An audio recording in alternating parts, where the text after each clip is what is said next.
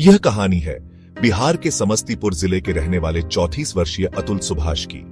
एक होनहार software engineer जो बेंगलुरु में काम करते थे, लेकिन उनके जीवन का अंत ऐसी परिस्थितियों में हुआ जिसने पूरे देश को झकझोर दिया। उनकी आत्महत्या केवल एक व्यक्तिगत त्रासदी नहीं, बल्कि समाज और न्याय प्रणाली की खामियों का एक गंभीर उदाहरण है। अतुल ने कंप्यूटर साइंस में पढ़ाई की और आर्टिफिशियल इंटेलिजेंस में विशेषज्ञता हासिल की। वह अपने काम में बहुत कुशल थे और बेंगलुरु जैसे बड़े शहर में एक सम्मानजनक नौकरी कर रहे थे। 2019 में उनकी शादी निकिता सिंघानिया से तय हुई, जो एक मैट्रिमोनियल वेबसाइट के जरिए हुई थी। निकिता ने भी कंप्यूटर साइंस में पढ़ाई की थी, हालांकि वह करियर में ज्यादा आगे नहीं बढ़ पाई। शादी धूमधाम से हुई, दोनों परिवार खुश थे और शादी के बाद अतुल और निकिता बेंगलुरु में बस गए। शुरुआती साल बेहद खुशहाल रहा। दोनों को एक बेटा हुआ, लेकिन बेटे के जन्म से पहले ही उनके रिश्ते में दरार पड़ने लगी। निकिता की मां का उनके निजी जीवन में हस्तक्षेप बढ़ने लगा।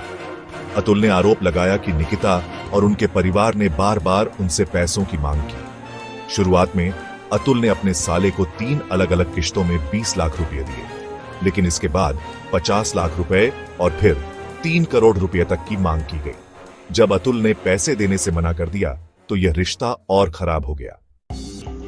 कोरोना महामारी के दौरान निकिता अपने बेटे को लेकर अपने मायके जौनपुर चली गई। अतुल ने आरोप लगाया कि निकिता ने न केवल उन्हें बेटे से मिलने से रोका, बल्कि हर मुलाकात के बदले पैसे की मांग भी की। इस दौरान उन्होंने अतुल को धमकी दी कि वह उन्हें बर्बाद कर देंगे। इसके बाद 2022 में निकिता और उनके परिवार ने अतुल के खिलाफ जौनपुर में दहेज उत्पीड़न, घरेलू हिंसा और हत्या के गंभीर आरोप लगाकर मुकदमे दर्ज कराए। अतुल ने अपनी सुसाइड नोट में लिखा कि इन केसों का मुख्य उद्देश्य उन्हें और उनके परिवार को परेशान करना और उनसे पैसे ऐंठना था। अदालत ने उन्हें 80,000 रुपये प्रतिमाह की राशि निकिता और उनके बेटे के लिए देने का आदेश दिया था, लेकिन निकिता इससे भी अधिक मांग रही थीं। अतुल और निकिता बेंगलुरु में रहते थे, लेकिन मुकदमे उत्तर प्रदेश के जौनपुर में दर्ज कराए गए। अतुल को बार बार बेंगलुरु से जौनपुर जाना पड़ता, जो उनके लिए शारीरिक, मानसिक और आर्थिक रूप से बेहद थकाऊ साबित हुआ। 2 सालों में उन्हें 120 से अधिक बार अदालत के चक्कर लगाने पड़े। इनमें से 40 बार वह खुद अदालत पहुंचे। एक मामले में निकिता ने दावा किया कि अतुल ने 10 लाख रुपए दहेज में मांगे थे, जिसके कारण उनके पिता को सदमा लगा और उनकी मृत्यु हो गई। हालांकि अदालत में यह साबित हुआ कि उनके पिता लंबे समय से दिल के मरीज थे और उनकी मृत्यु बीमारी के कारण हुई थी। अतुल के ऊपर झूठे आरोपों और मुकदमों का दबाव बढ़ता गया। अदालत ने आदेश दिया कि वह हर महीने 80,000 रुपये का भरण पोषण निकिता और उनके बेटे को दें। यह राशि अतुल के लिए असहनीय थी, लेकिन उन्होंने इसे चुकाया। अतुल ने यह भी आरोप लगाया कि निकिता ने उनसे कहा था, अगर तुम सुसाइड भी कर लोगे तो तुम्हारे परिवार से हम पैसे ले लेंगे। इन घटनाओं ने अतुल को अंदर से पूरी तरह तोड़ दिया। 9 दिसंबर को अतुल ने अपनी आत्महत्या से पहले हर छोटी बड़ी बात की योजना बनाई।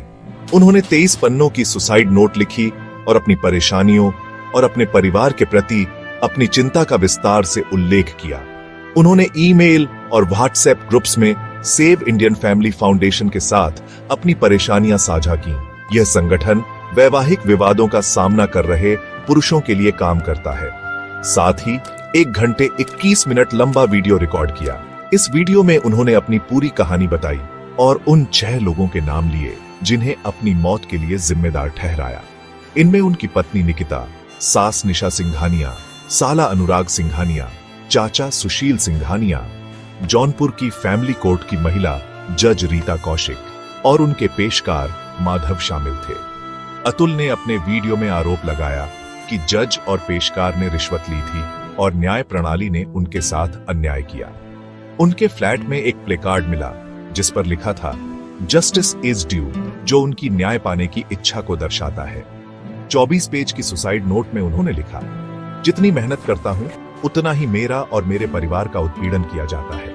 हमारी न्याय प्रणाली मेरे उत्पीड़कों का समर्थन करती है। मेरे जाने के बाद मेरे परिवार को अब परेशान नहीं किया जाएगा। उन्होंने यह भी बताया कि उनकी पत्नी और सास ने उन्हें 2 बार आत्महत्या के लिए उकसाया था। अपनी सुसाइड नोट में अतुल ने 12 अंतिम इच्छाएं जाहिर की। पहली, उनके मुकदमों की सुनवाई लाइव हो ताकि सच्चाई सबके सामने आए। दूसरी, उनकी सुसाइड नोट और वीडियो को अदालत में सबूत के तौर पर स्वीकार किया जाए। तीसरी, उनके केस को जौनपुर से बेंगलुरु ट्रांसफर किया जाए। चौथी, उनके बेटे की कस्टडी उनके माता पिता को दी जाए। पांचवी, उनके गुनहगारों को कड़ी सजा दी जाए। छठी, जब तक उन्हें न्याय न मिले उनकी अस्थियां विसर्जित न की जाए। सातवीं, उनके परिवार को झूठे मुकदमों में न फंसाया जाए। आठवीं, उनके गुनहगारों से किसी तरह की बातचीत न की जाए। नौवीं, निकिता के झूठे मुकदमे अदालत में वापस न लिए जाए। 10वीं, निकिता को अपने झूठे आरोपों को अदालत में स्वीकार करना चाहिए। 11वीं, उनके बेटे को अदालत में केवल सहानुभूति के लिए पेश न किया जाए। 12वीं, अगर उनके परिवार को न्याय नहीं मिलता तो उन्हें इच्छा मृत्यु दी जाए। अतुल ने वीडियो में कहा, मेरे मरने के बाद मेरे परिवार को चैन मिला, मुझे इस जीवन से मुक्ति चाहिए। इसके बाद उन्होंने फांसी लगाकर अपनी जान दे दी। अतुल की मौत के बाद उनके भाई विकास कुमार ने निकिता, उनकी मां निशा, भाई अनुराग और चाचा सुशील के खिलाफ आत्महत्या के लिए उकसाने का मामला दर्ज किया। अतुल की मौत के बाद उनकी पत्नी निकिता, सास और साले को गिरफ्तार कर लिया गया, लेकिन जज रीता कौशिक और उनके पेशकार का नाम एफआईआर में शामिल नहीं किया गया। यह घटना न्याय प्रणाली की निष्पक्षता पर सवाल उठाती है। अतुल सुभाष की कहानी केवल एक व्यक्ति की मौत की दास्तां नहीं, बल्कि यह न्याय प्रणाली और समाज की खामियों का भी आईना है। यह घटना पूरे देश में चर्चा का विषय बन गई।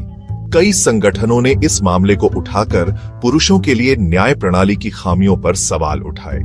सेव इंडियन फैमिली फाउंडेशन जैसे संगठनों ने दहेज कानून और घरेलू हिंसा कानून के कथित दुरुपयोग की ओर ध्यान दिलाया। यह घटना हमें यह सोचने पर मजबूर करती है कि न्याय केवल एक पक्ष का नहीं, बल्कि सभी का होना चाहिए। यह समय है कि हम इन समस्याओं को हल करने के लिए कानूनी और सामाजिक सुधारों की ओर कदम बढ़ाएं। समाज को यह समझने की जरूरत है कि न्याय महिलाओं और पुरुषों दोनों के लिए समान होना चाहिए।